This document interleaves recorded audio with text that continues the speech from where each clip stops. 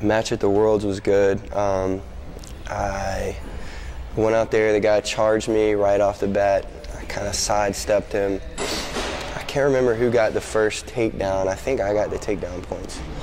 But we vied on the ground. I had him in 2 or 3 different submission attempts. He got out. The ref gave me advantages for that.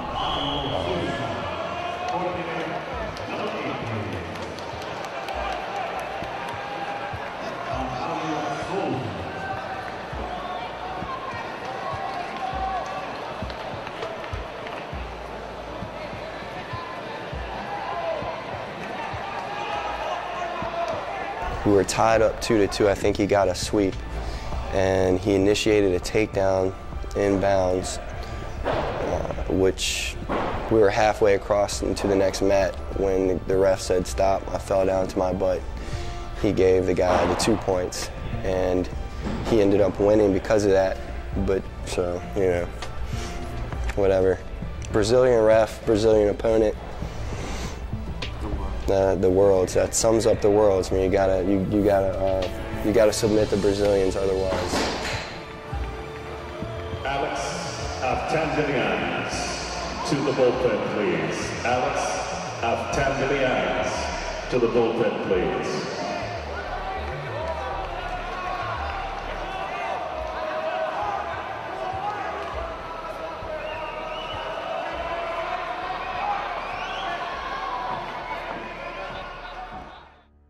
Now, when I was coming up through Jiu-Jitsu and trying to compete as much as I could, I would drive 6 hours every weekend one way, you know, to compete. If there was a tournament, I would go to it. If it was within reasonable driving distance, and for me, reasonable driving distance went anywhere from 3 to 8 hours. I drove from Richmond to Nashville with my friend Lloyd to compete at a tournament because it was there, because it was going on. And we saw some guys we hadn't seen before, got to compete against some guys that we hadn't competed against before. It was a great experience. What we're trying to do is make it so that competitors don't have to drive so freaking far to compete.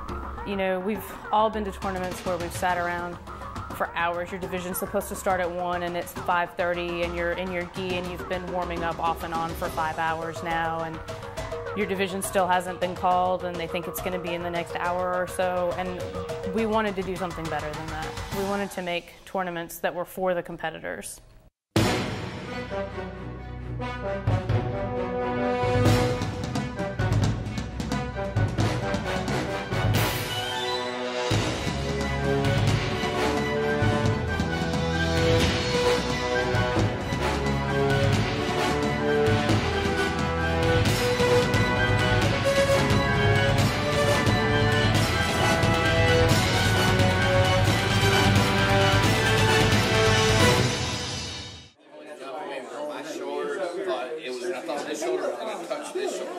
You know, I thought it was going to fold in half, and I had to tell you, I can't we're going to break my foot. U.S. Grappling is interested in running the highest quality Brazilian Jiu-Jitsu and submission grappling tournaments that we can. And in order to do that, we have to have consistency across the board. So what we did last Sunday is we had not all of our referees, but a good number of our referees meeting here, and we went over comprehensive video study, live reffing. We had a question and answer. We went over all the rules, illegal techniques, frequently asked questions, common scenarios, that kind of thing, to get everybody on the same page, all of the referees. And we actually certified 11 referees on Sunday. Essentially, I think we should publish this probably on our website as well, just so you guys can all read it. But you guys all understand the importance of a referee, right? I mean, it's a lot of responsibility. There's a lot of weight on your shoulders, but ultimately you guys are going to rise to the challenge and be prepared to be the best referees that you can. So, I could say a whole bunch of cheesy stuff and everything, but I'm not going to. I already said enough cheesy stuff today. Come on! Yeah! That's all right, buddy. That's all right, buddy. Come on, yeah! Bye. Come on, man. Bye here, come on. Very good. Breathe, man. Come on, got to breathe. Yeah, nice, no points. No points. He didn't go down. He didn't go down. Get your head up. God. Where did you get this ref from? Man, this guy don't know, man. You don't know. There's no point. See, go down. Glasses. Come on in. It's just a big step forward in submission grappling, especially. You really don't see ref certification out there, and as a consequence, you see different interpretations of the rules. You know, refs being completely ignorant of the rules out there. It happens at every tournament. I mean, I was out at European Championships in Portugal, and that's a long way to go, and I saw a lot of blown calls and everything like that. You know, one of my matches was ended 2 minutes early, you know, leading to quite the spectacle there. And that looks bad. You know, if somebody walks in with no experience in jiu-jitsu and sees, you know, 2 refs calling different things differently, you know, they're going to look down on the sport. It can be seen as amateurish. So, I mean, I think that's huge, and I'm not sure how many other people other than Andrew in U.S. Grappling are making a point of doing that. You know, we don't think that U.S. Grappling is going to make us rich. We think it's going to make Brazilian Jiu-Jitsu better. We think it's going to make a better environment for competitors. We think it'll be more fun.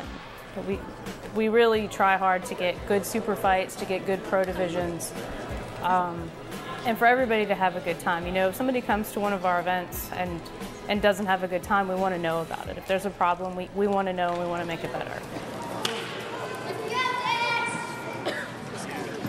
Where I already am, so I'm just here. Boom. So, very simply, that's what you're looking for.